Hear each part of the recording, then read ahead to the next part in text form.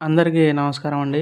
ఆంధ్రప్రదేశ్‌లో కూటమి ప్రభుత్వం ఇచ్చిన హామీల్లో భాగంగా మత్స్యకారులు ఎవరైతే ఉన్నారో వారందరికీ గత ప్రభుత్వ హయాంలో ఈ చేపల వేట నిషిద్ధ సమయంలో రూ. 10,000 అయితే ఇచ్చేవారు. కానీ కూటమి ప్రభుత్వం వారందరికీ రూ. 20,000 ఇస్తామని హామీ అయితే ఇవ్వడం జరిగింది.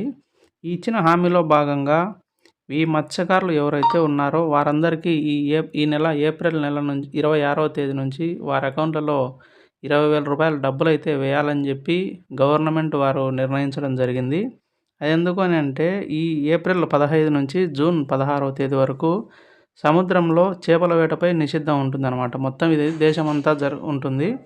ఈ నిషిద్ధ సమయంలో మత్స్యకారులు ఇంటి దగ్గరే ఉంటారు కాబట్టి వారి జీవనోపాధి కోసం అని చెప్పి గవర్నమెంట్ వారు వారికి రూ. 20,000 ఇవ్వాలని చెప్పి నిర్ణయించడం జరిగింది.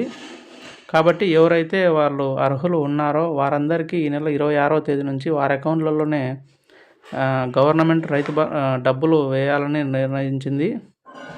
కాబట్టి మత్స్యకారులు ఎవరైనా ఉంటే కనుక ఈ అవకాశాన్ని వినియోగించుకోవాలి. మీ దగ్గరలో ఉన్న మత్స్యకార ఆఫీసులు ఏవైనా ఉంటే కనుక వాటి దగ్గరికి వెళ్ళి మీరు మీ పేర్లను నమోదు చేయించుకొని అలాగే మీరు ఎలిజిబిలిటీ లిస్ట్‌లో ఉన్నారేమో ఒకసారి చెక్ చేసుకోండి.